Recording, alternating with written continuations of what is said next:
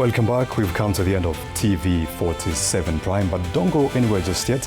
I'm now leaving you in the capable hands of my colleagues Stanley Nyaringita, Daddy Mato, aka Martin Kithenji, for a special discussion on Vision 2060. Stanley Nyaringita, if you can hear me. And a very good evening to you, and welcome to a special conversation on the Kenya's leap into Vision 2060. I think Martin Kithenji, by this time, hata mimi nitatafuta an AKA ndio pite kama wakini introduce aiongeze hapo.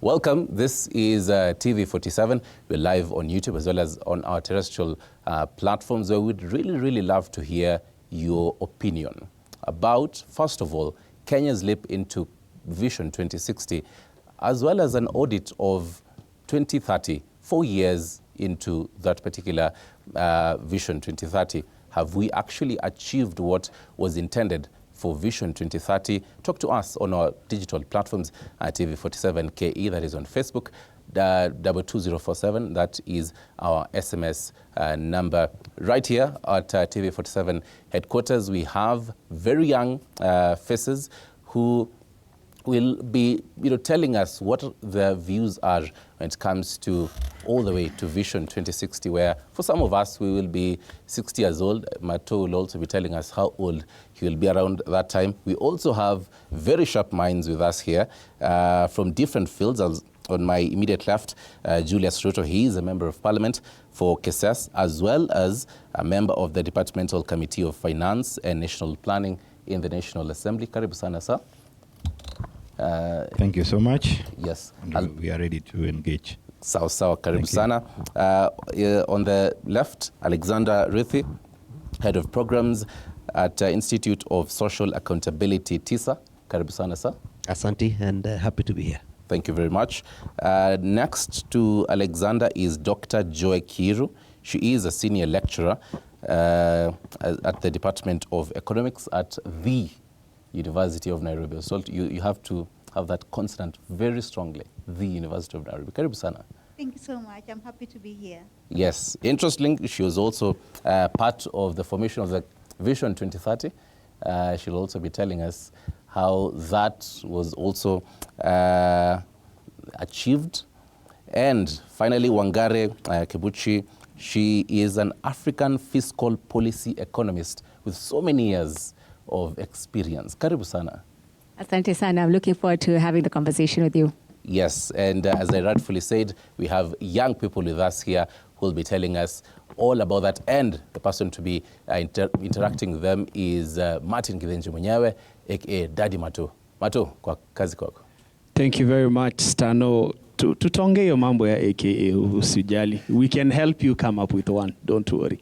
But for today's conversation, in a lot of situations unapata it is the experts ambao huwa wanaongea. Lakini sisi kama Wakenya wa kawaida tunataka pia sauti yetu isikizwe, si ndio? Because you do know that every January we all become CEOs of our future. Yani mtu anasema, this year ni mwaka yangu, I'm going to wake up at 5 a.m. Gym nitatesa every day, hakuna kutumia pesa ovyo ovyo. Then February inafika, gym card iko fresh kuliko ona wake, budget imeanza kusema tutaanza next month, and suddenly that vision board becomes a wall deco. I mean, we've all been there.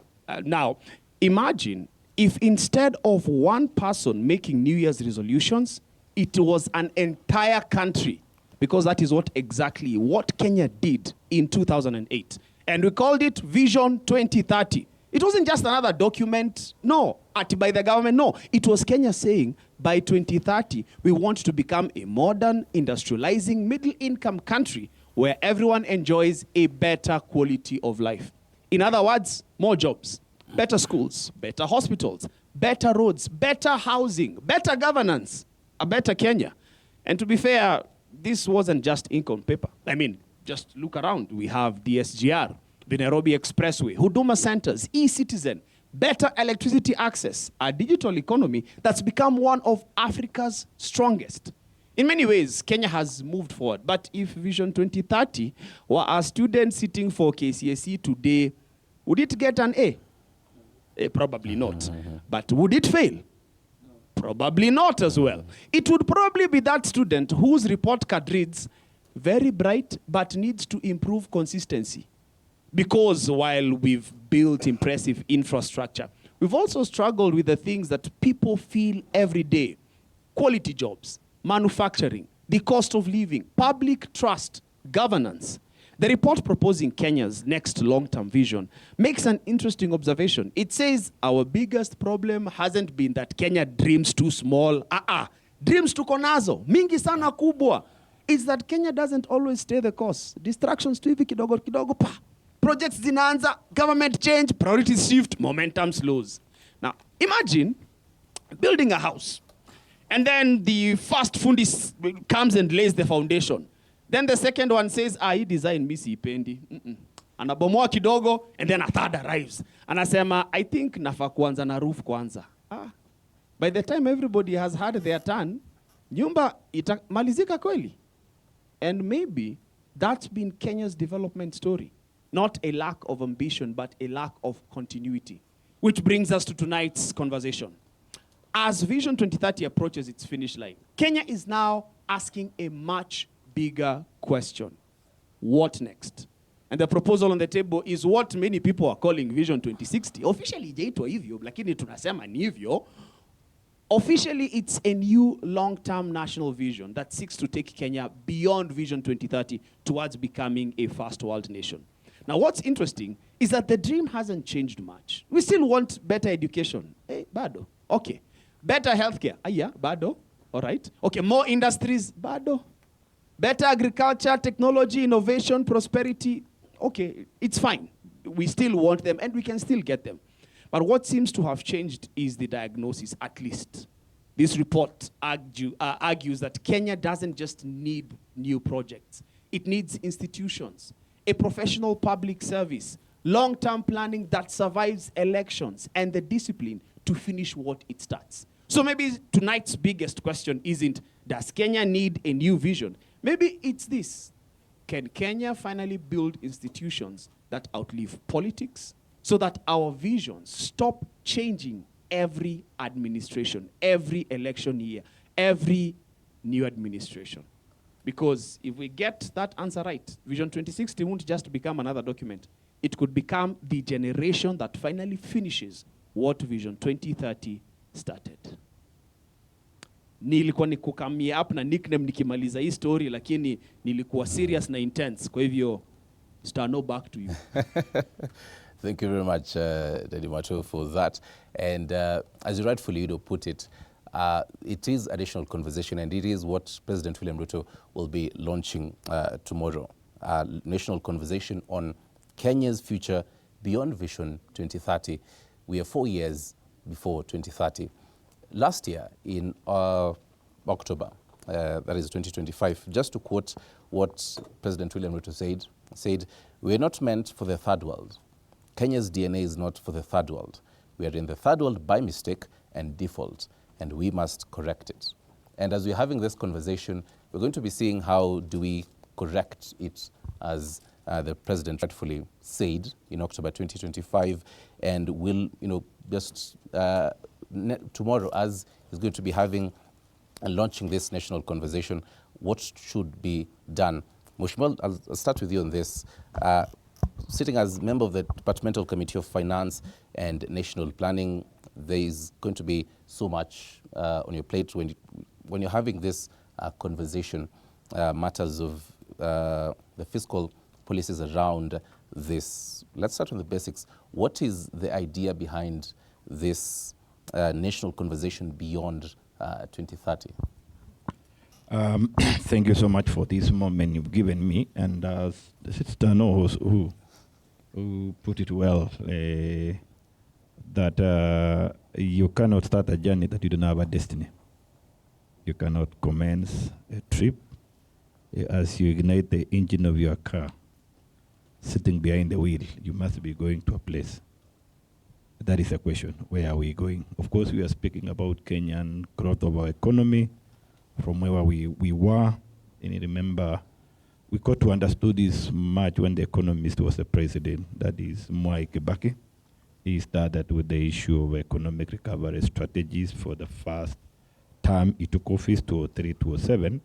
Then it was realized it was just not enough to be responding, reacting to challenges year in, year out. We must start a journey that has to guide all our decisions, our plans. Speaking from my committee, you of course you understand we engage so much on revenue raising measures. Yes.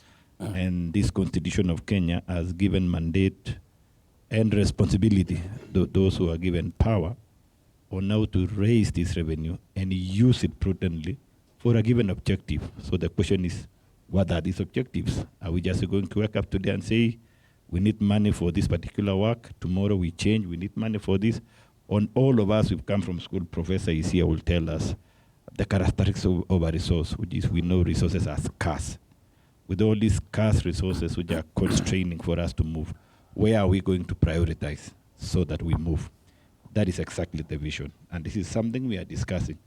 That in the absence of a clear plan, then it's a question of misappropriation of resources. We want to appreciate the late Moi Kibaki up to where we are today. I'm sure some of us, at least we had gotten sight enough to see in the year 2000 when Moi was leaving. Those who are in Nairobi would appreciate that Nairobi of that time and Nairobi of now are two different worlds apart.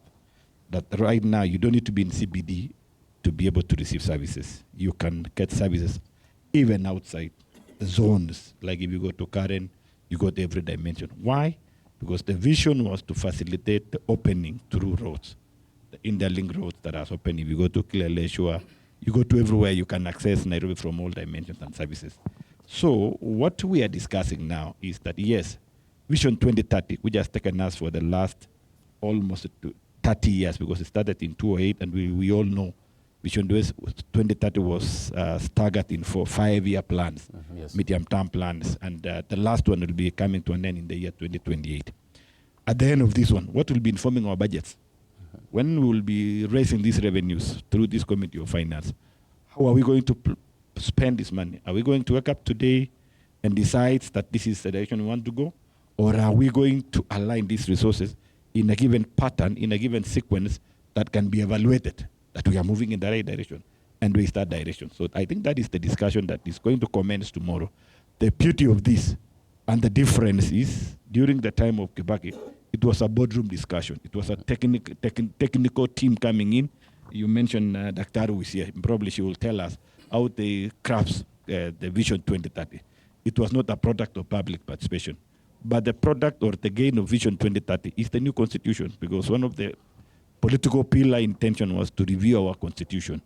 And the benefit of that constitution is bringing about the public participation under Article 1, under Article 10, under Article 118, and several articles, as mentioned, the importance of having a public input in every plans and decisions. So the difference in this particular plan of Beyond 2030 is that now we need the input of every Kenyan in all sectors, business sectors, farmers, education, everywhere. So the biggest issue now that I'm waiting in my committee is, again, how to now to onboard the views of Kenyans. Remember, as we speak of Kenyans, we are speaking of the older Kenyans and the young Kenyans, the young people who would want to see themselves in that. There are some people, if you tell them about 2060 now, I mean, for sure, you are torturing them. They are not sure whether they will be there in those 2060. But there are young people that they are seeing 2060 as tomorrow. They are still planning their life that at 2060, I want to be at this space. Okay. I'm building my career. I want to be at this space on that time. Those are the people that we also need to listen to them. Some people might have already might be appreciating what has happened. So I can say that when will this public participation are we expected to begin? Immediately tomorrow. Tomorrow is the official launch. Yes. The president will launch officially, and then probably will also be given structures on how we are going, or now Kenyans will be engaged across the country, in all discipline, in all sphere, and even outside. Remember, we have Kenyans outside the country who have both more knowledge and experience in those areas. We would also be expecting them to be able to give their input, so that in the long run, we now have a document for Kenya, not the document for a party, not the document for an administration, but a document for the country that will be able to guide. And politics changes after 5 years, but we want a document that will streamline the agendas of the politics and every discussion, so that the country moves despite the fact of political changes. All right. Thank you. Thank you very much for that. We'll be back to you and even the audience and the young people here to ask you more questions on that. Allow me to chime in, Daktari, on this one. As Daddy Mato was beginning, he talked about how even every January we have very amazing plans, like going to the gym, for example, and all that. Right now it's in August, and so many people have also fallen short of that. As we have a conversation beyond Vision 2030, let's first audit vision, as we have a vision beyond 2030, let's audit this Vision 2030. The hits and misses, first of all, in the creation of it, all these years later, as someone who has been embedded into it, what are your hits and what would you think are the hits and misses so far? Thank you very much. Maybe before I go to Vision 2030, maybe I need to demystify this thing. I'm sure a lot of Kenyans are hearing about this Vision 2030, Vision 60, 2060. Others are saying Kenya at 100. And I heard somebody saying, look, we are living in times when people want things to happen quickly with super efficiency and precision. Give us 20 years, Vision 2050. We should be able to achieve what we want. If we are super efficient, focused, and know what we want. All those views are valid, but of course, like he said, we want to consolidate our thoughts and just agree as a country what is it that we want to call. I mean, what is the next planning period, long-term planning period? Is it 33 years, Kenya at 100? Is it 20 years, 2050, or another 30 years? Now, before we talk about all these visions, which are all new, since independence, development planning has been the norm all through. But from 1963 up to about 2007, we were on 5-year short-term development plans. That is, every 5 years is a development plan that helps that the government says, this is one to achieve. And those development plans always mirror the aspirations of the people of Kenya. We want to eradicate, we want to reduce poverty, we want to industrialize, and how do we get there? We want to improve education, how do we get there? And what resources do we employ? So development planning is not anything new in this country. It's been happening all through. If you read in the technical works, you find that there is the economic jargon, like sectional papers, which are actually the development plans in brief. And now, come 2008, and we look at the lessons we've learned with the short-term development plans. One of the downfalls is that there is no continuity. Like he said, somebody says, I want to address this, another one comes, that was wrong. Let us do it this one. This doesn't make sense to me. Let us do it this, such that it's almost like a haphazard kind of planning. And so in 2008, President Mwai Kibaki says, let us have a long-term vision and let every development planning, short-term, we implement it through the short 5-year development plans.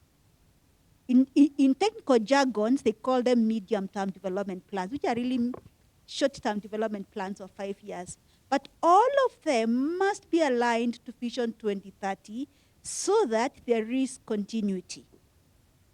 And one thing that we notice about Vision 2030 is that since we were moving from a low-income country, which other people used to call it third world, it's quite derogatory term, but rather we are moving from a low-income country, and we're saying in 22 years, remember, Vision 2030 is running for 22 years. Since 2008 until now. In 22 years, we want to have attained a middle-income country, enjoying high standards of living, industrialized, and exporting our products all over the world. Of course, those were the aspirations. And And so all that was spelled out in 3 pillars. We are going to focus on our social pillar, that is the socio-economics of individuals and households. We are going to focus on the economic pillar, that is, we want to look at issues of infrastructure, we want to look at issues of energy, we want to look at issues of digitization and things like that. And most important, and we also want to look at the political pillar. More importantly, devolution. We want to bring decentralized development and bring it closer to the people. Those of us who lived before devolution, when you go to our homes, we marvel. I always make my children laugh when I tell them that I used to top in my class, and one of the gifts I received was to be taken from my village to Mombasa Road to see tarmac. Just that. Because that was a big thing. And actually touch it. But nowadays, that sounds like what? Is that Stone Age or what? So devolution has done wonders to this country. And so coming back and now asking ourselves, how has it achieved? He said very rightly, have we achieved everything? No. Have we failed? No. So let me break it down and now to your question. Now, those 3 pillars, the pillar that has performed very well is the political and governance pillar. Those of us who lived earlier, we knew that there wasn't, with just a single party, for example, we were all supposed to fit into one ideology, one thought process, which was really problematic, because then you suppress people. Today, you realize that in Kenya, there is more freedom of speech, for example, and when you go online, we have earned ourselves a reputation of people who really talk a lot. And most importantly, devolution. Being able to budget closer to the people, budgets which are informed by the local context, because the context in Kiambu, for example, cannot be compared to the development context in a place like Turkana. And so budgeting closer to Turkana, you are able to observe the real challenges facing those particular people and allocate resources accordingly. And no wonder the political and governance pillar, I think when I was looking at the statistics, it has performed the best among the 3 at 88%. Followed closely by the social pillar. The social pillar, we are talking about expansion of healthcare. Some of us, when we were young, we were never immunized. Not because our parents did not see the need or did not want, but I think the nearest dispensary when I was young, and I remember those days, was in Sultan Hamud. I come from somewhere in between, in the village in Makueni. And so that, and again, there was just how many matatus? About 2 using Mombasa Road. If you miss the first one, there will be another one at 1 p.m. If you miss, and the first one would leave at 6. And it was expensive. No wonder you used to go and just look at tarmac if you're performing very well in school. So that was the case. Today, dispensaries are accessible. Expansion of healthcare. Number 2, digitization. We are known in the world as the leaders in digital finance and fintech. Mobile phone penetration in this country is more than 100%, meaning 100% of the population, meaning that people have got the multiple subscription. There's accessibility. And all of us here, in this room, almost 100%, I can say that all of us have got smartphones. So in other words, that pillar has performed very well. And of course, education. Free education, highly subsidized education and all that. During my time, when I was growing up, a lot of kids could not even go through primary schools. First, there were not many schools. Some of them are far away. But now, that expansion of education, so the social pillar has achieved wealth. Looking at 2008, and now it has achieved well, and I think the statistics The social pillar was about 56.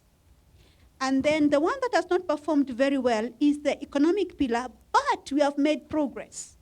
From kids who are going to look at tarmac, the expansion of infrastructure, the expressways, the bypasses, the SGR. Dr. Hold that thought so that I can also get Rithis as well as a thought on just that as you audit this so far since 2008 up to now. Rithis, would you agree when she talks about the improvement when it comes to the social aspect of even the freedom and the governance as well? I know definitely TISA has done the groundwork in different parts of the country and just talking to different people on the understanding of the Vision 2030 and the progress deep in different parts of the country. Would you agree? And what would be your audit as TISA on that? Okay, thank you. I think when we look at the political pillars Daktari has put, obviously we can see there are some advancements. Looking at the whole issue of us having a new constitution, having implemented a devolved system of government, some semblance of independence of some institutions, and note the use of the word semblance. For instance, in the old constitution, the president, for instance, would wake up one day and just decide that parliament imeisha and elections will be called what used to be called the snap elections. Now that can't happen. But other than having that semblance of independence, when we now audit closely, we'll still find that, yes, in terms of the text of the Constitution, some of these offices and institutions are supposed to be independent, but the presidency has found a way of capturing these institutions. So technically, they are not as independent as they are supposed to be. Freedom of speech, yes, that has been there, but every now and then we find ourselves in spaces where that freedom is curtailed. It is not as free as we would want it to be. Okay. But the elephant in the room, right, I would agree with Daktari, okay, is the economic pillar. Right. That one has not done very well. Remember, we were supposed to grow at 10% of GDP every year for the last 22 years. We've not seen any double-digit growth. Right. But we hope maybe that is something that we'll look into as we get into the next blueprint. Right. Thank you. Wangare, even in your experience well across the continent, when you look at how other African countries, since 2008, because as we definitely progress, we also look at what our neighbors doing. The balance between the policy stability as well as now even the political interference, because it definitely has a big toll when it comes to the economic policies that we have as a country. What would be your audit and the lessons learned from that? And even as we have a conversation beyond 2030, what should we know that these were the teething gaps that we had and this is what we need to do? Thank you. I think it's looking back and thinking about Vision 2030, I think even I would take a few steps back and think about, well, what is a vision really at the end of the day? And as young people here these days, they say it's almost like manifesting. We're manifesting to be a certain thing, right? Now, visions are supposed to be aspirational. We're supposed to be able to have goals for ourselves that we think we can achieve and just a little extra more, right? Because we don't want to just reach the sky, we want to reach the stars. But at the same time, if you have a vision that doesn't really relate down to the people, then you have a little a challenge, right? So even as we're saying, we have the medium-term plans, we have the budget, the medium-term economic framework, we have the things that are also developing when you have unexpected things. COVID was unexpected, all of these things that are happening in the economy. And how does that then translate into what we aspire for ourselves? Right. We need to be able to track the progress that we're making against getting to that vision. Because even if the vision is aspirational, we're still putting in place plans, frameworks to be able to achieve those goals, right?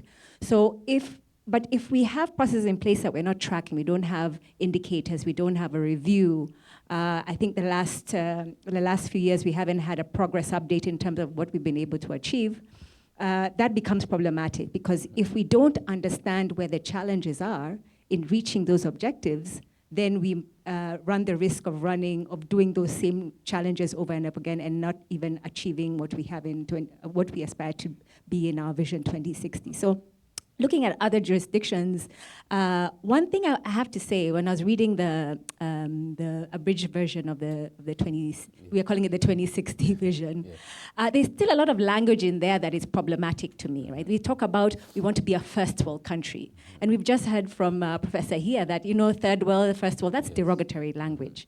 We don't want to, why are we comparing ourselves to these ideals that other people have? And if we're comparing ourselves to the quote unquote first world, we're comparing ourselves to people who are existing now when we're looking at the future. First world in the future, what is that, right? And good question you raised, because now, Dr. I'm curious. Just to replace that first world status, because right now we are a developing nation. So by that time, should we say that we are a developed nation? And even as I hand over, the other thing is that we keep talking about the Asian countries. Yeah. We're not Asian countries. It's good to say they've achieved that, but what are we achieving? We're Kenyans, we're Africans. What are we achieving? Okay. Doctor, just a sentence so that I can throw it to Mheshimiwa. Then we have yes. Sentence to say what? Yes, the clarification on because she says, and you had said the derogatory statement of the moving away from the third world statement and now saying that we are a developing nation. So what is a vision?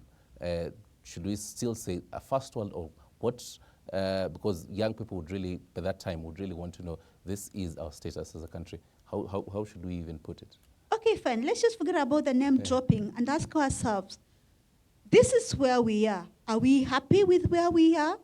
If not, what is it that we want for ourselves within this time frame that we want to agree? Okay. In terms of education, in terms of health, in terms of agriculture, in terms of employment, all those things, in terms of technology, in terms of being able to manage our natural resources, what do we want for ourselves? Once we answer that question, then I don't think what name we call ourselves, either highly developed Kenya or something like that. It's going to service. All right, thank you very much. Fair enough. Mheshimiwa, it is by tomorrow when the president will be launching this conversation, will be 363 days to the next polls, 10th August 2027.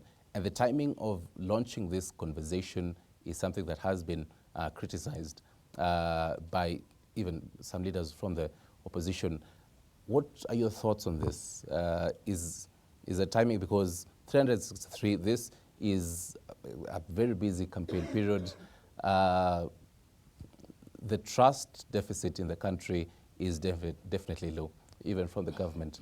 The government comes up with this conversation and says, let's have, a nationwide conversation. But then the young people, back in 2024, they went to the streets and said, we need to be heard. What are your thoughts on this? Thank you. First of all, allow me to start from my colleague Wangare, asking how should we compare ourselves with other countries. We are not Asians. But I would rather say, for fairness, of course, whenever you want to measure something, it's a question of comparative. Why Asian tigers is 60 years, we were in the same economic level. But after 60 years now, we are varied. They are far much ahead in terms of economic distribution and the level of their development as compared to Kenya. Of course, environments are not the same. But it's something that gives to motivate that, okay, we may not be like them, we can be better than them. And nothing stops us to be better than them, even in our own jurisdiction.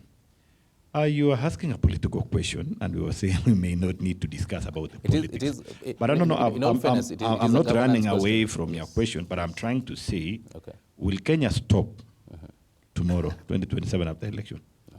Will Kenya stop in 2032? All we know as Christians, I don't know, maybe the other faith believe that there will be, one day this world will end. But as long as we are still alive, nations and people are still there, there could be plans. We are now enjoying the fruits of the plans of the late Mwai Kibaki that he did through his Ministry of Planning that time. I think it was Anyang or Paranya.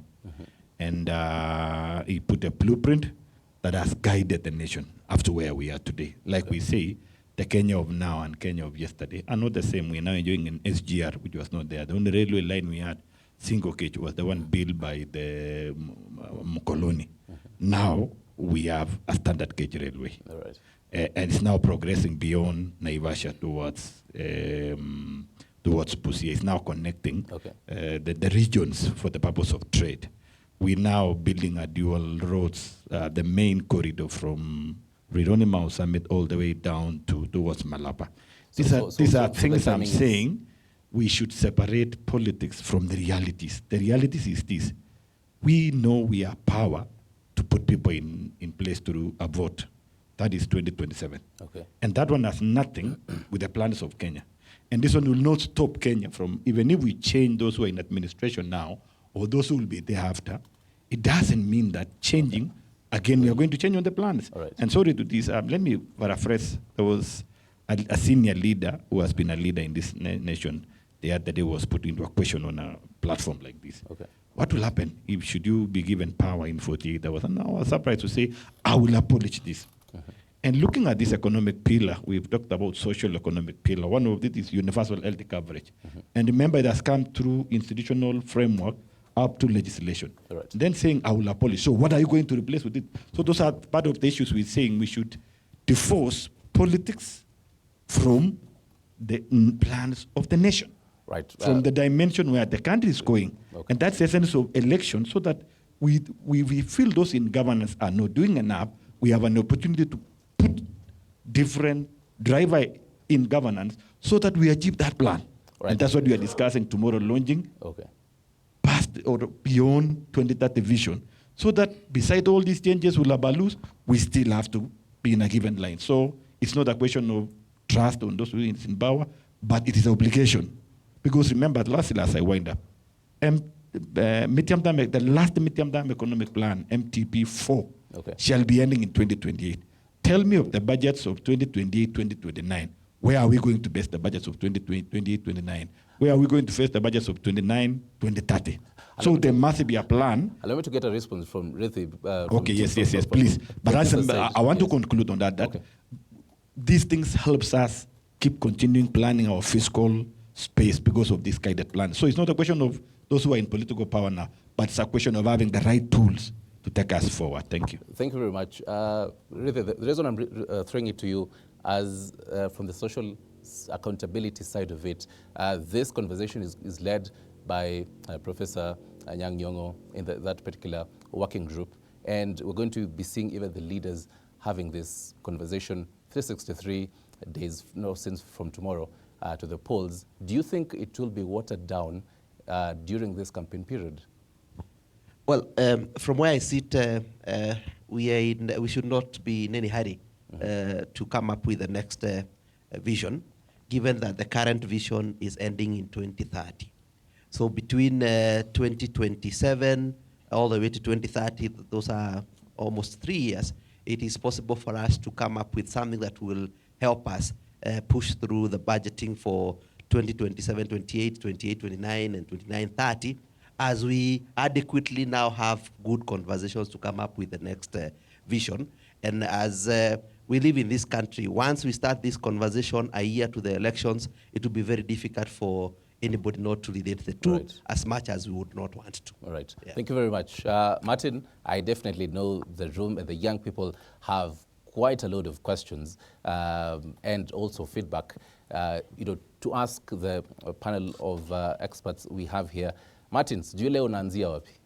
Hey, jana nilitwangwa watu hawakuwa wanapata opportunities za kuuliza maswali.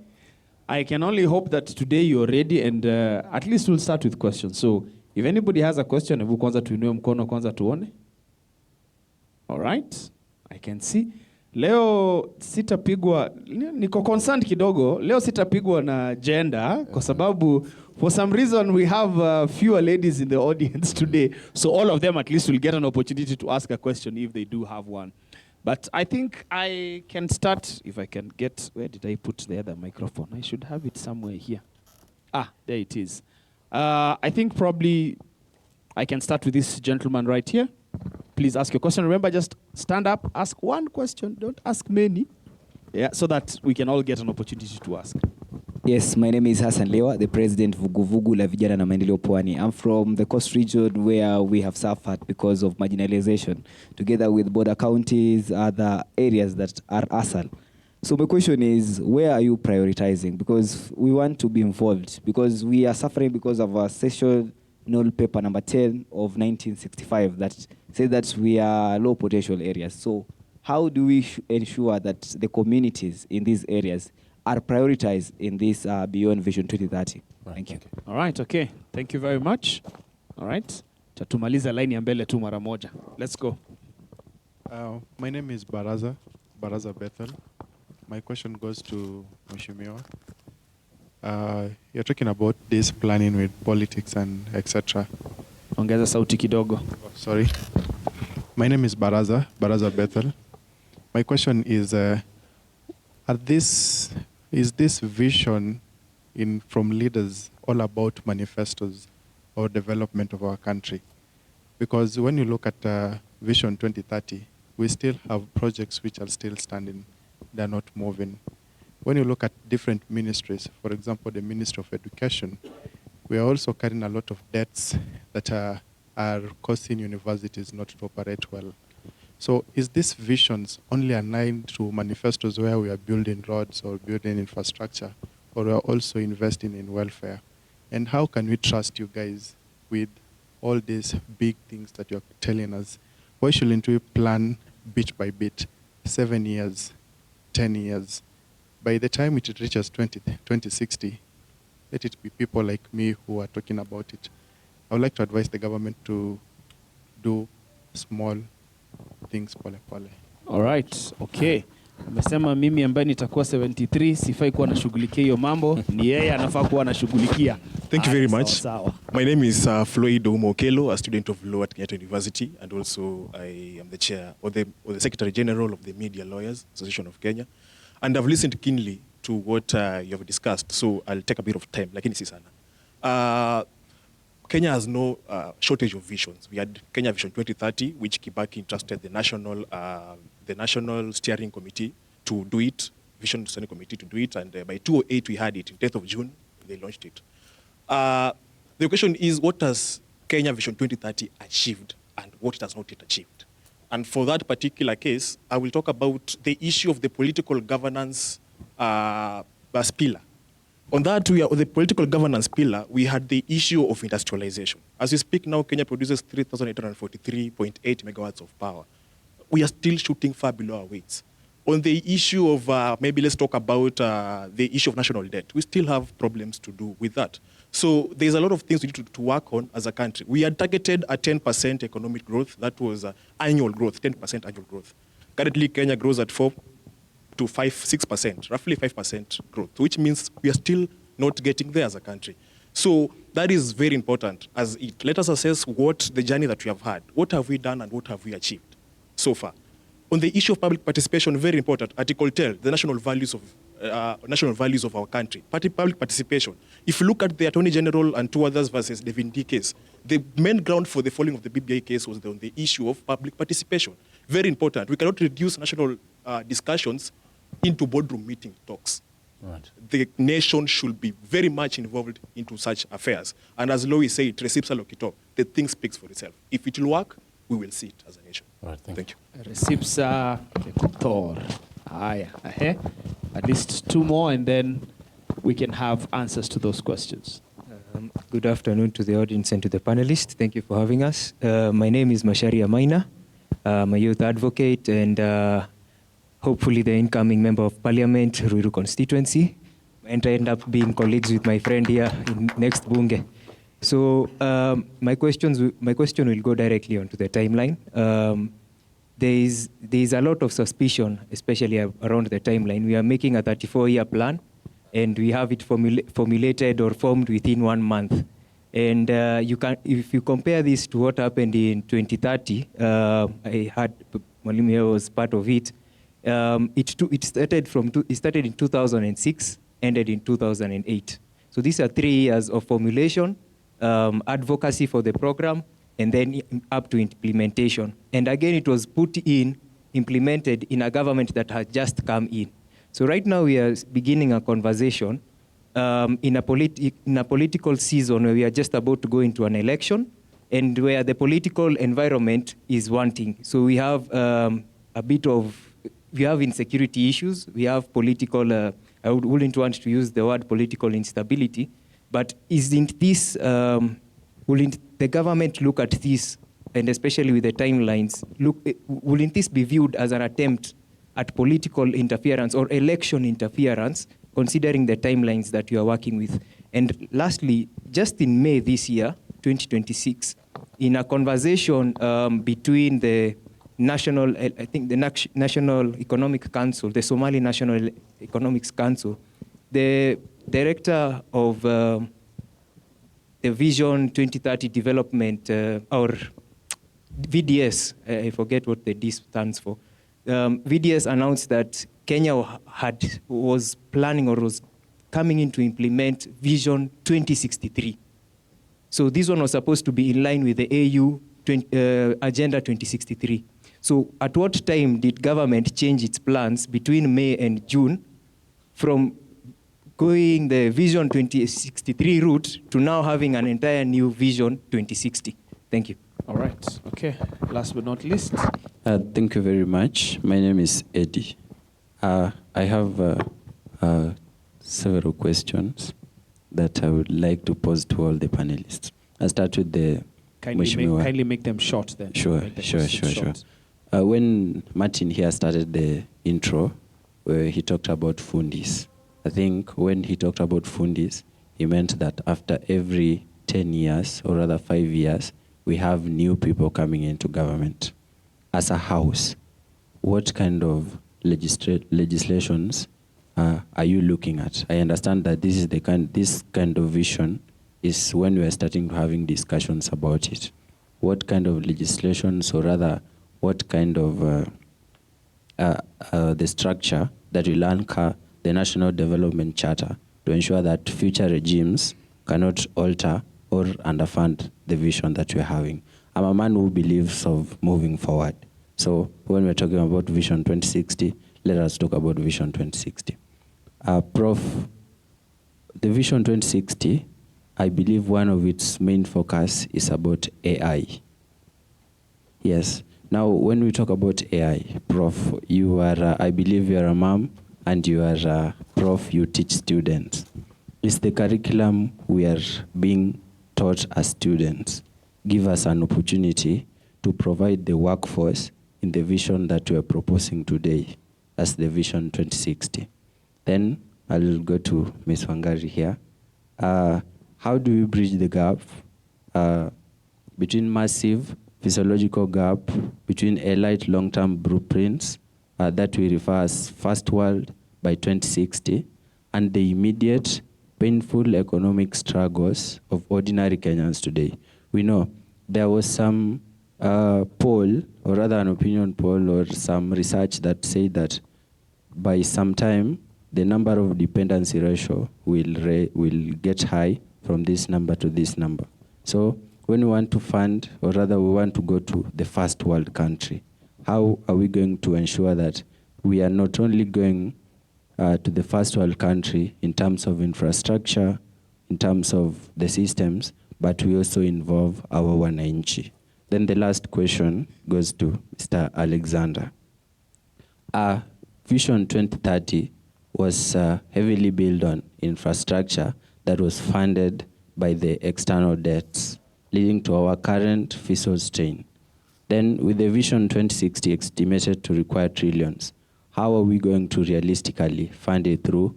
We saw the president ascending the sovereign wealth bill without triggering another debt crisis. Thank you very much. All right, we seem to be having experts in the audience as well today because those questions, hey? Back to you, Stano. Thank you very much, Martin, and I hope you've jolted down some of these questions that they've asked. Wangari, I'll start with you on the question that he'd asked. All right, thank you very much. I think those were all very interesting questions. I think for me, when I distill it to three kind of concepts that we would like to see from our learnings, from what we've seen in Vision 2030, what has been successes and what has been failures, and to what we want to do for Vision 2060. And I think of three things. I think of coordination, I think of continuity, and I think of consequences.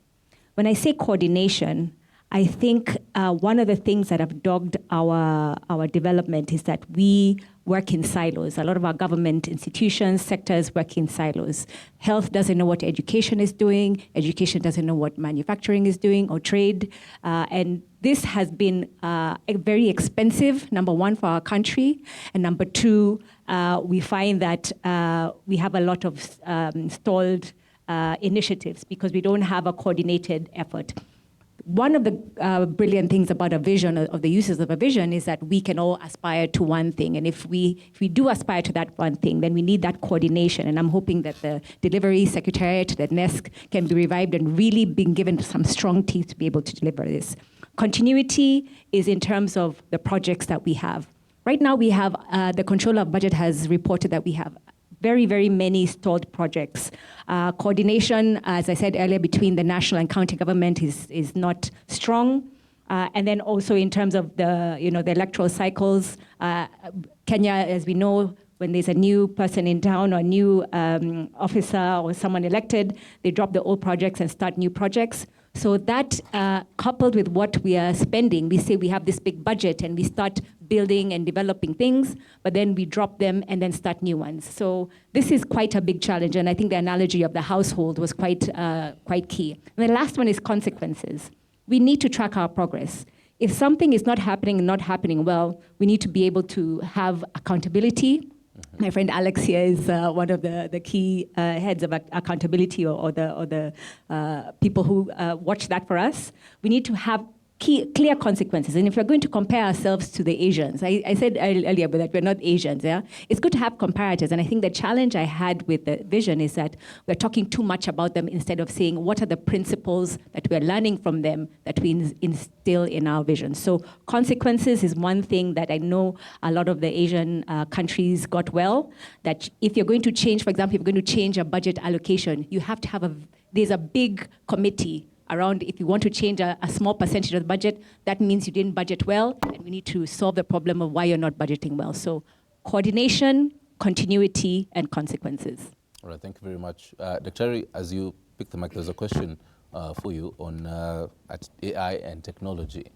And this also falls to the young people saying, and even as we're going to, and Mheshimiwa will be telling us, this whole formation of the Secretariat, the number of young people who will be part of it as well. But for Vision 2030, because by that time, I was very young, so I can't really remember very well, but I am pretty sure by 2008, by that time, technology wasn't really, wasn't really a thing. But then moving on, it is, a very big thing at the moment. So that means that by that time, by 2060, there are unforeseen technological advancements that we are not yet sure. How does this ensure and make, the planning of this vision and this conversation, how should it be factored in?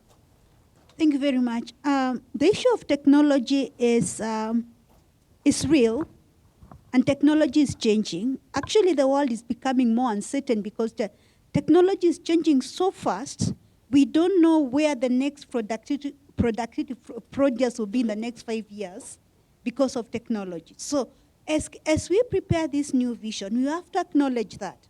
And currently, we are major consumers of technology, and especially AI. We use AI tools to improve our efficiency, our output, and to acquire information. We are consumers of artificial intelligence, mainly.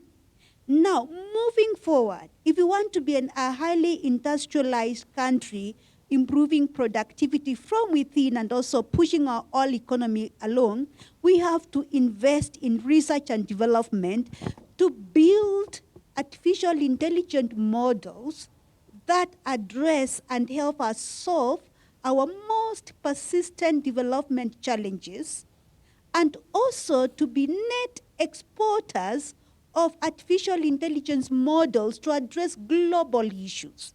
And that requires research and development to keep in tandem with this uncertain fast growth in technology. We have to be in the front line, not just as consumers, but also as exporters. And just to respond to my friend here who is concerned about the political period and the timeliness of this exercise, this is the news, and wake up and smell it if you haven't heard. There are no better Kenyans than the ones we have today, and there is no better Kenya than the ones we have than the Kenya we are. There is no better Kenya today than the one we are in. People will always have different opinions. It's a democracy. We chose that role. Do you feel like, and this has been a recurring concern every time, and Rithi will also be talking about even the timelines of it, and it's something that he also raised. Are we rushing this conversation? Because it is, yes, conversation beyond 2030. We are 4 years to 2030. Are we rushing this conversation? No, actually we will be running late. Late because, remember I said by saying that, and echoing what he asked, we have a long-term development strategy that from 08 to 2030, which is being implemented in 5 years. Actually, the truth is, all these manifestos and development plans of the party that has been, of the different presidents, they've actually been aligned to Vision 2030. They have, that's a fact. They have been aligned. And that means now, we are now on the 4th medium-term frame, which is ending next year. Okay. The next 5 years will start from 2020, 2027. Yes, 2027, yeah. We'll start next year, and it will run for 5 years. Beyond, it will spill over. Okay. The question is, do we want to have a strategy vacuum and let people just decide abracadabra, this is what I want? Or do we want to say, this is the path we have charted? Because regardless of who comes to power next year, Kenya must continue. We must have a development strategy, even to guide that one, wherever it's going to be. So this is the time. Remember, public participation is a constitutional mandate.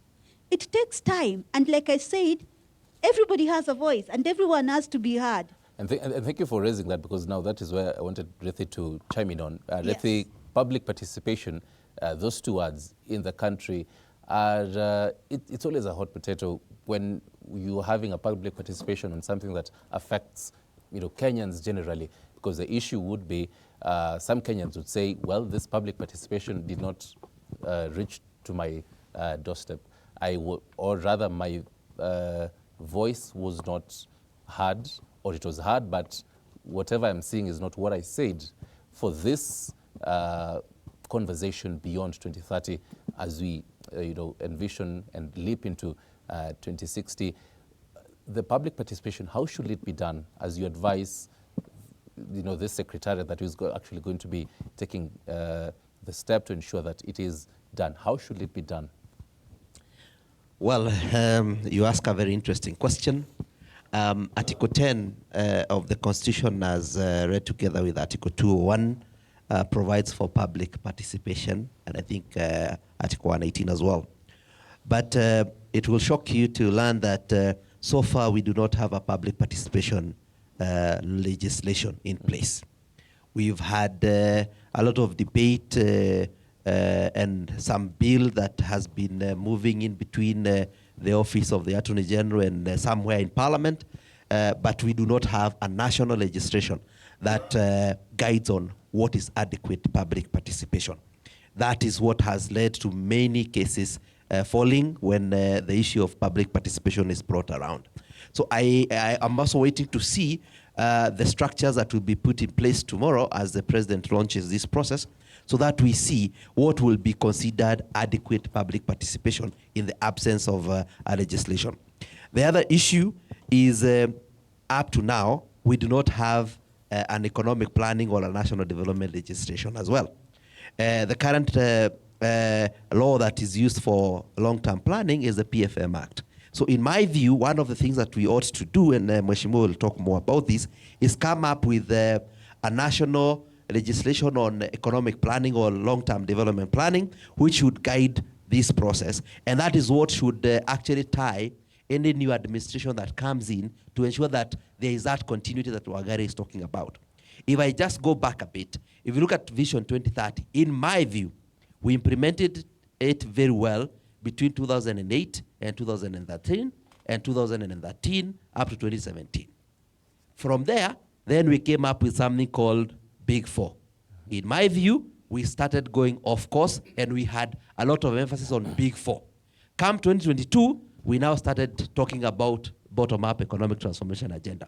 And if you look at even this abridged version, it actually even indicates that the medium-term plan 4 is based on better, while in my view, it should be the other way around. And that is why the legislation on economic planning is necessary for us to start this process. And that is why I'm saying we still have 3 years for us to do this right and do it properly, so that any future administration will follow through with the plans that we come up with. All right, thank you very much. Mheshimiwa, a number of questions thrown to you. A very interesting one that was raised was the legislations and structures that should really be put in place to anchor, and Rithi has mentioned one of them when it comes to making sure that the economic policies are ensured after every election cycle, after every 5 years. But also, as you answer that, there's something that he raises. How do you ensure that balance of these policies that are set there, but then the political inclinations of whichever president will be there up until 2060? What if by 2040 something they decide, no, this is not the way that we should head as a country? Thank you so much. I think more or less the questions have been asked, zero in to how you are putting it. But first of all, let us remind ourselves of the provisions of Article 1 of the Constitution, that the power belongs to the people of Kenya. They're only being exercised through delegations. That all of us, we are in office courtesy of the trust that we are given by the people of Kenya. Why am I putting this? We seem to have gone to a level in our Kenyan politics and space that we are confusing the rights of the people, the agenda of the people, and the agenda of political classes, and I could say persuasions that we have. Kenya is a democratic country. It has brought about several, after multi-partyism, several parties. Some of the parties are informed by the some grounds of it, be it where you come from, regional, religious, or put all that. I think this is the right time as Kenyans that we need to rise above this, as we even discuss this particular document beyond 2030. This is the right time to define well the clear line between the politics, which are not static, which are dynamic. Today it is in this color, tomorrow it's in the other color. Where is the Kenya of Article 1 of the Constitution? This is why we are discussing this. And to safeguard this, as I've said, remember why this is coming at the right time now. As someone was saying, it's not the right time, but 2028 is just less than 1 year. Budgets are read out by June. Right now, we are implementing 2026, 2027, which was just approved the other day in Parliament. Already the plans, budget circular has been issued by 30th August, informing or preparing the sector working groups to plan for 2027, 2028. And that is why I agree with Dr. here that there's a gap that we are staring at. There's a risk that we are staring that probably the next budget, if we are not careful, we may miss on the goals that have been set on us moving the agenda forward. Rithi has said that we seem to be having some gaps, and I would wish to encourage him that if there's another country that has gone to establish such a legal framework better than the Public Finance Management Act of 2012 and its amendments and regulations that has guided well that all the expenditure framework have to be guided by plans. One of the plan is Vision 2030. And it's also good to note that Kenya is not in isolation of the other African countries. We have what we call SDGs. Yes, yes. Yes, Standard Development Goals. Yes, yes. This informs the Vision 2030. We also have where the world is going. We are not in isolation as Africa. We are also being guided by many other treaties, arrangements with the UN, issues to do with health, World Health Organization. There are some targets that they have set for the whole world. And that is what informs the plans of Kenya. That's what informs the plans of county governments. Remember, when county governments are preparing CIDPs, they're also basing on the Vision 2030. They're also reflecting on provision of SDGs. So this is not something unique. The only thing is that, as I agree, is that we have confused as Kenya, where we are confusing our political aspirations from the real desire of a nation where we should be going. The day we separate this one, we will even have an opportunity to hold those in responsibility into accountable. But sometimes we confuse because of our people, my people, our party, my party, until we lose on that. And we now prepare our election, not basing on this particular discussion we are putting. We prepare our election on our people, on our person, on our religion, away from looking and establishing, assessing the individual who are expressing interest on the preparedness, on the commitment on this particular agenda that we are setting. So that I'm saying is this, until and when I want to repeat again, until and when we separate this. So to answer the question of my friend from Mombasa, or from the coast, of course, new constitution, courtesy of the Vision 2030, are sought to address the issue of sessional paper number 10. Because devolution now has brought about equity and equalization under Article 10, of course, with the equalization fund on areas which are arid areas now given. The only challenge we have is accountability. We have a problem on implementation. It is not in the plan. It is on the people. And I think part of the issues that we need to discuss now, if there any other better way of strengthening institutions like EACC, Controller of Budget Office, OAG, so that their reports now could be taken with seriousness.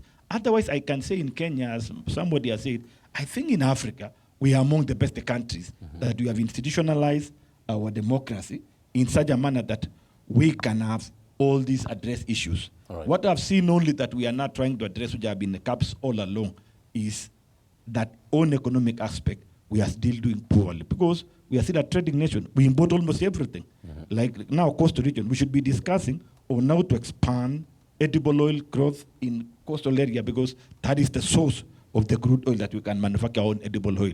But we see we import crude, and even some areas we even sometimes we import even finished product. So we are losing more on our economic ability industrialization because of lack of focus on areas like coast. Those are part of the issues we need to discuss. So to say that we don't lack legal tools, we have enough laws, I can say. But still, since Parliament is alive and we are there, I represent Parliament, I would want to encourage maybe my good brother Riti or anyone, probably Wangari, speaking from exposure outside there. If we have other nations that have improved on that, we are flexible to also put more laws, yes, legal framework to guard and safeguard, so that those who are coming to ask for power, let them ask us and tell us on this, not tell us. And lastly, agendas and manifestos, all of it. Read Vision 2030. Are we talking of universal health coverage? Are we talking of improving our education, basic education? Are we addressing the issue of infrastructure? Are we addressing the issue of Article 43 of the Constitution, the issue of decency in terms of housing, universal health coverage? If all these manifestos are addressing that one, and then that is where the Kenya should be speaking about, so that we don't confuse people by isolating issues just based on the people we see. Because sometimes we confuse, if we don't like you in power, then we want to add everything you want to propagate about it. Yet whatever you are standing for, as in that office at that time, as an institution, is exactly what we are putting. All right. Yes. Thank you very much for answering some of those questions. I know definitely there are more questions, and even for those who are watching from home, you can talk to us. Our WhatsApp number as well, 0793 267 279, 0793 267 279. You can shoot your questions as well as your feedback on what you think about Vision 2060. What is that one thing that you'd really want to see in this implementation of this Vision 2060. Matuna Julie malizana na first line. Sijui sasa, and I know the two ladies are also keen on asking the questions. Yes. Okay, I know I definitely have to have the ladies ask the questions, and then najua hapa kwa line ya kwanza pia mikono ni mingi, but kindly my request, let us try and ask one question only. Kuna mtu ninaangalia pale. We only ask one question, and I am sure a lot of the questions have also been asked and already answered. Sawa sawa. Aya, wacha nimalize na hawa wili, then I come to the ladies. Yes, my name is Justus Kimtai Chemaluk. I'm the neighbor of a member of parliament from Keses. I'm from Tindred, and hopefully the incoming member of parliament Tindred constituency. So my question is, as you know that this country, many things are being run by the political alignment. And you know, the William Samoei Ruto is the custodian of this Vision 2060. Is that clear? Is that in order? So, because it is William Ruto who is coming up with this vision, many people are asking questions. For example, only one question. Is this might be a political card to settle political, to settle these political ambitions towards 2027? Because you know what is the politics of this country is. See, I can explain in Kiswahili that unajua sasile wamekuja na kadi mingi. Walikuja na kadi ya kwanza, wakakuja na ile ya Singapore. Maybe haiku NASA. Wakaenda tena wakafikiria ni gani inaweza NASA wa Kenya.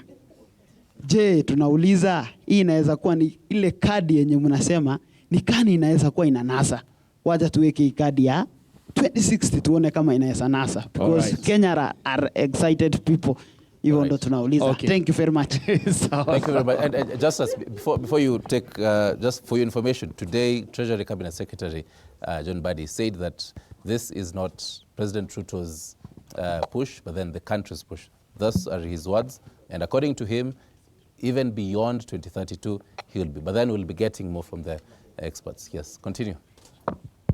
My name's Mbehi David, the chairman of Mashinani Youth Kazi Delivery Movement, a movement with a national structure and command whose main objective is to economically empower you all through public projects. But since there's a lot of skepticism or pessimism around this conversation, allow me to comment and to give you my opinion as a youth leader. The conversation on the national conversation on Kenya beyond Vision 2030 is a conversation we should all participate in and contribute to, because it is a conversation that should allow us to leapfrog from developing to developed status. And development is not just a destination, it's a journey as well. And you don't have to get to the destination for you to enjoy the benefits of the journey. You first have to decide to participate, and as you participate, you have these kind of conversations. And why I think we will get there before any other country is because we have very good intervention points, such as the National Infrastructure Fund, which, in my opinion, would help us solve our three biggest economic problems at a go. The first one is how our economy is structured.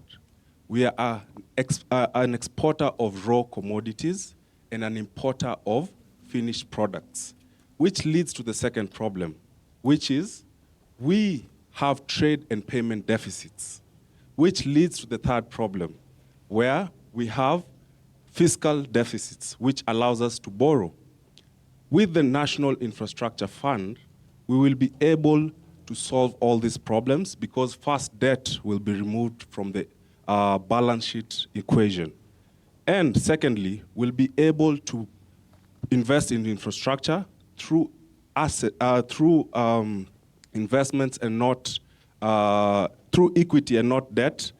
And lastly, as these infrastructures mature, we will be able to move into manufacturing and solve the second and first problem at a go. So let's be optimistic, young people, and let's have conversations that can push this country forward. And lastly, as I close, Singapore in 1960 had a 30-year plan that was broken down into 5-year projects. And they didn't have to wait for the 30-year plan to end for them to enjoy the full benefits. Right now, they are a high-tech country that manufactures high-tech products that exports to all the countries in the world. Right. So let's be optimistic, young people. Okay. Thank you. Thank you. Okay, all right. I think now I'll come to the ladies first. Thank you for this opportunity. My name is Salome Aworth. I work with Dorcas Creation Kenya, an organization that works with women, and we do economic empowerment with them. And my question is about the SDGs. How is the universal coverage be strengthened in 2026 from the experiences of 2020, from 2060, the vision of 2060? How is it going to be strengthened from the experience of the 2030 vision? Thank you. All right, thank you All very right, much. let's pass it to the next lady. Oh, sorry, Paul. Hi. So my name is Christine, and mine is just a simple question. I know we've had a conversation around public participation and involving the normal mwananchi, yeah? But then again, my question would be, how are we going to make sure that we are not just consulting the normal mwananchi into how we want it to look? How do we include them in them influencing the transformation that we are aiming to achieve? I mean, in the spirit of being optimistic and, you know, embracing this Vision 2060, yeah? So how do we intend to involve the normal mwananchi in these transformations? Yeah, thank you. All right, okay. Okay, ya kusema pole. My name is James Mutua. I'm the chairman Aboard First Kenya, an organization that is centered and fostered to realize the inclusion of persons with disabilities. As I was going through the Vision 2030, I realized that the people living with disabilities have been left out a big time. And my question to the panelists here, as we approach the Vision 2060, or even as you're starting these talks, how are you going to make it favorable for the persons with disability, for them to be part of this talk, for them to be figured in the whole in the whole conversation, and also as we move forward to being the industrialized country that we are aiming to be, how are we going to be so as we also factor in the PWDs in our communities? All right, okay, thank you very much. Thank you so much. I'm very grateful for this opportunity. My mother called me Vincent Maina in 1993, meaning I'm a youth, 33 years old. For what I do in my community, I'm named Ojwang Mtoto wa Mariam. I am the author of Believe Become, a book that talks about self-transformation and the power of the will. This will is also touching on goodwill, something that we are lacking here. The two speakers before me have addressed or asked about the issue of inclusivity. I want to ask about the issue of accountability and sustainability. If you look at the Vision 2030 and the things that are there in the medium-term development plans that have been there, education has been one key area, but education before 2008 was cheaper or more affordable than today's education. 2, on socio-economic, we are talking about universal health coverage. People today are suffering more in terms of healthcare.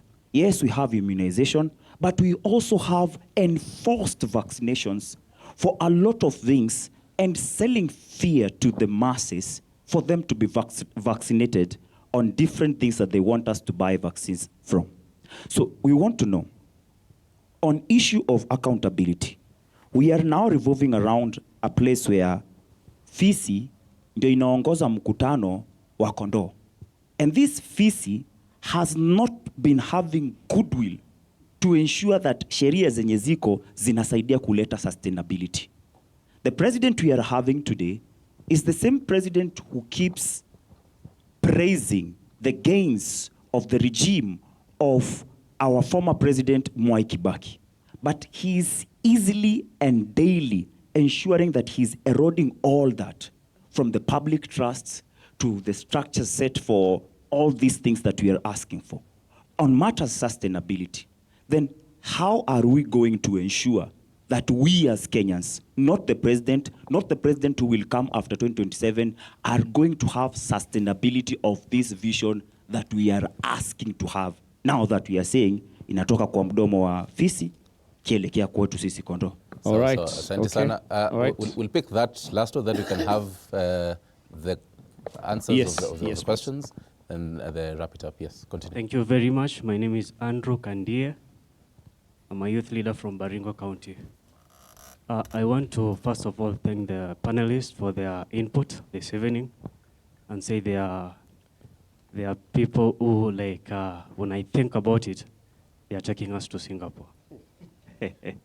So, so my question is to the Honorable Member of Parliament, CPA Julius, like the issue of public participation.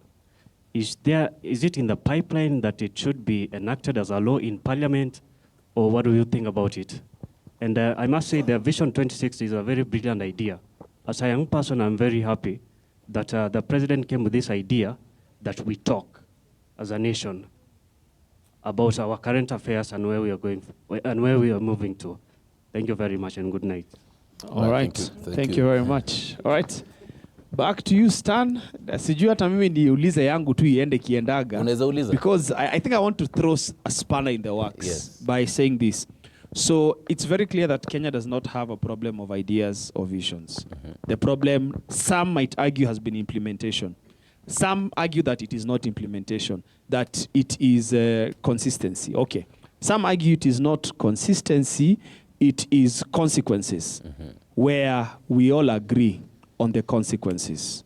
There are no consequences for the lack of implementation or consistency. So instead of coming up with a new vision, can we just kill all of them and then we set up a whole panel to come up with a paper on consequences, and then that is it? Nimemaliza. Interesting, right there. I think I should actually start with you on that one. What he suggests, but as well as what they have talked about, and what really stands out is the bit of the sustainability of it.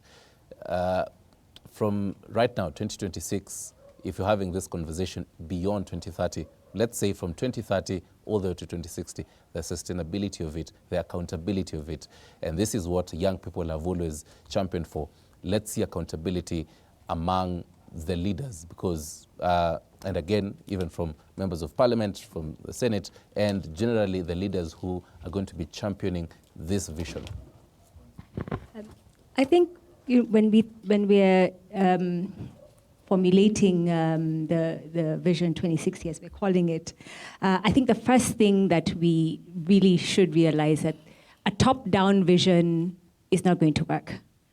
Some people in a room somewhere creating a vision and then sending it down has been one of the big ills that we had in our previous dispensation, and we don't want to continue this now. So even thinking about people in a room creating a vision and sending it down is not going to work for us. We need a diverse team. I was actually quite surprised to understand that there was no young or youth in the committee that's led by Professor Nyong'o.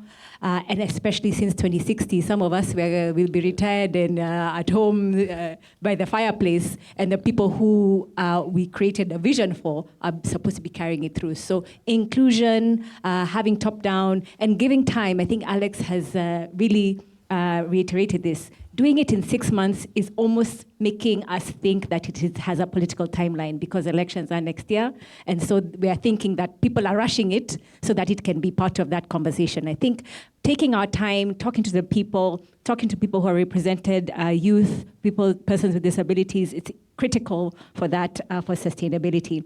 I think the other thing that's important to note is we need a vision that is adaptable. Because we didn't know when we're doing Vision 2030 that we're going to have a social media world. We didn't know AI was going to be part of this, right?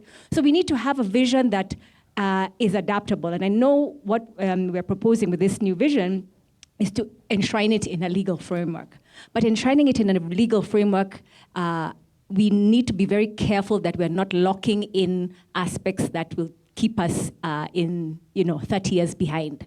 We need to make it sure that we have putting in principles, that we're putting in ideas, and that we're also looking at where do we want to get to in 2060 from where we are today. So we need to have a baseline. Right. We need to know where we are today so that we can aspire to know what we're going to be in the future. And I think the last one, at my company, our vision is a world where public services enable people to reach their highest potential. And I would like to lend that to the new Vision 2060, that we look at it as the potential of Kenyans, rather than saying we want to be Singapore, we want to be Malaysia, we say we want to be able to have healthcare, we want to have the things that will make us reach our highest potential as Kenyans and enshrine that, and that will make it adaptable and something that we can all aspire to and all be included in. All right, thank you very much, Wangari. Daktari, you've taken a look at the abridged version of this report. It is definitely technical, and as she says, the highest potential for all Kenyans for the 47 counties. And I remember back in 2024, Gen Z najua mnakumbuka hii, when young people went to the streets, the young people who actually translated even the constitution to the mother tongue and the different languages that we speak as Kenyans, so that whichever part of the country you're in, you can actually understand. Would you envision such for this conversation, so that the Kenyan watching us tonight, they can actually understand this is the Vision 2060 and this is how it affects me? Because this is what Christine had asked as well. How should it be? How should the normal Mwananchi feel included? Thank you so much. Let me correct some misinformation. I am lucky that Professor Kanyinga, Professor Wanyande, who are co-members of the Wanyande team, are my colleagues at the university. And so we've had a chance to talk about this. And the thing is, they have not written a vision for Kenya. When you're calling people, let us talk about where we want to go. Let us have a conversation. People will ask you a conversation on who, about what. Okay. And therefore, they created a document to help to conceptualize where we are coming from, where we are, and where we want to go from the eyes of experts, right? So the idea is to say now, let us talk about this. This is what we think. What is your voice? And that is why now the president is calling for a national conversation. It's not that there's already a vision in place for us. No, we are doing it together, and that is why we are shy to say Vision 2063, Kenya at 100, Vision 2060, or Vision 2050. That because it's a conversation. We cannot have a conversation when we already know the answers. So Kenyans are going to be the authors of this? Yes, you're going to be the authors of this. Okay. So this document is just a starting point, so that we don't tell you, let us talk. Talk about what? It's a guided, structured conversation. So this document is playing that role. And my friend here from Tinderet, imagine you are a role model leader, whoever it is, don't mention him. Now, imagine that he was a leader for Kenya at a time like this, in this context, when Vision 2030 is ending, and if we do not start the conversation now, we may run the risk of having a vacuum in terms of strategy. What would he do as a responsible person? Wouldn't he start the same conversation? Yes, but I believe there is no vacuum. We run. It is there's going to be a vacuum in terms, there's a technicality here. The next medium-term plan, development planning, the next 5 years, is going to spill 2027, 2032. Those 2 years, we let him do abracadabra and drop things from wherever with nothing guiding. So the truth is that, and this conversation is good, because tunachambua mbivu na mbichi. So that you know this is the right thing to do for whichever leader who is in power. And they should actually facilitate an independent conversation for Kenyans to say what they want their country to be. And have a team of experts who I believe are not politicians, engaging with fellow Kenyans and getting those views and writing them down and going back to ask Kenyans, is this what you wanted us to write? Is this what you think we should be doing? So on that, how, because as you say, Kenyans are going to be the authors, and a big percentage of Kenyans are the young people who are giving out their voices. In what very simple conversation that you would recommend, this technical committee that is going to be set in, that they should actually make sure there's inclusion of everyone? Yeah, they should translate this technical jargon. Like, don't come talking to us about medium-term development plans. What is that? In simple language, it's a next plans for the, it's a next development aspiration for the next 5 years. So translate the technical jargon into very normal day-to-day language that everybody can engage with and everybody has their say. And because we may not be allowed to write a document in that language, we should have a way to write it in the correct way, but also translate it into a popular fashion that everybody can read and very summarized. All right. In English and whichever other language we feel like it's going to reach as many people as possible. Okay. Thank you very much. Rithi, by 2060, what would you consider a success in this vision, even as you also answer some of the questions posed to you? That's a good one. I'll be in my 70s by 2063. But one thing that we will want to see by that time is the vision that we are going to implement should move beyond growth-led, that is GDP measured growth, to welfare measured growth. How will our education look like? How will our health systems look like? How will the general welfare of the people look like? Because right now, when you see the young people here being agitated, it's because the welfare, the personal welfare, does not look like the indicators that we see from our macroeconomic outlook. When you look at GDP growth, people will ask you 5% growth, but hatuna pesa kwa mfuko. Maybe lastly, in terms of the document that the good professors have produced, one of the things that they have highlighted, and allow me to read verbatim, in terms of the legal and institutional framework for the realization of these goals, Kenya needs a national development law. Okay. So that is not only my view, but also the view of the people who have produced this document. They have also recognized that we need a national development law. Right. Finally, to you, Mheshimiwa, again, I mean, the same question. By that year, by 2060, I know by that time then we'll be having other, I don't know now, by that time we will be now the professors who will be having such reports and having another conversation.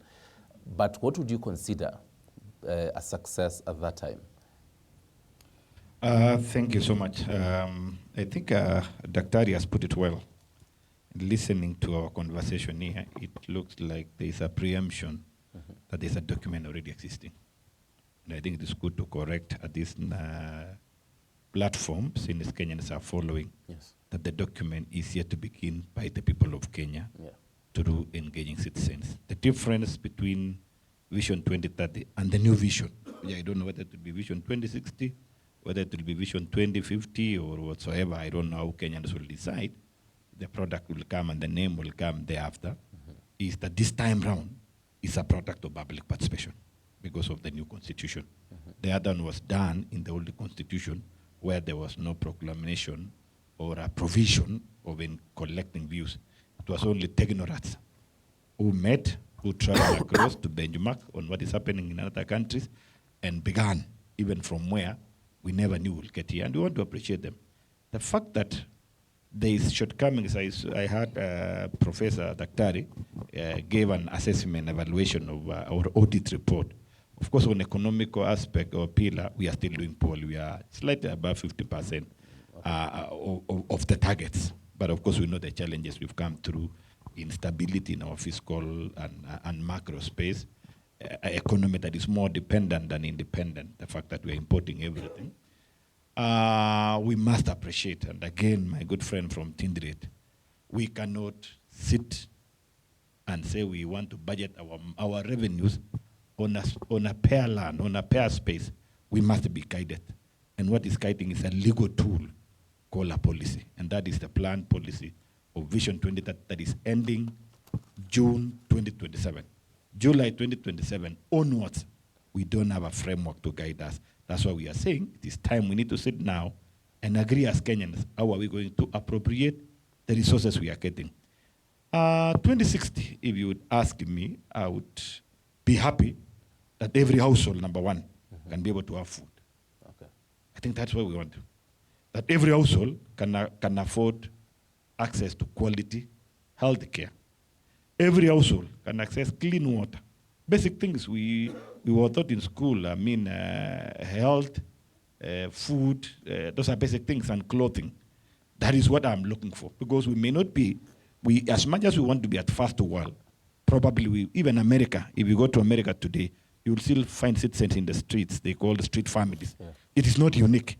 If you go to Europe, if you go to when I was in Australia the other day, and you still find people who are still looking and asking to be supported, begging.